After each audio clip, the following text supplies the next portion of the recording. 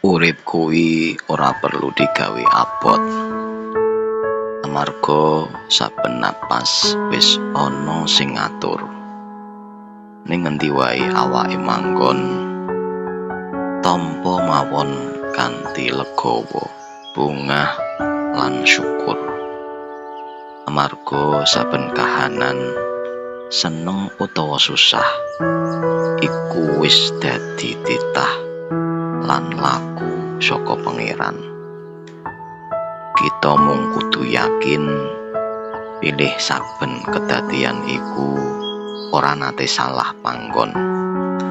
Kabeh wis digurat kanthi wicaksana lan percaya takdiri Pangeran mesti sing paling becik tumrap kawulane sing sabar lan trima.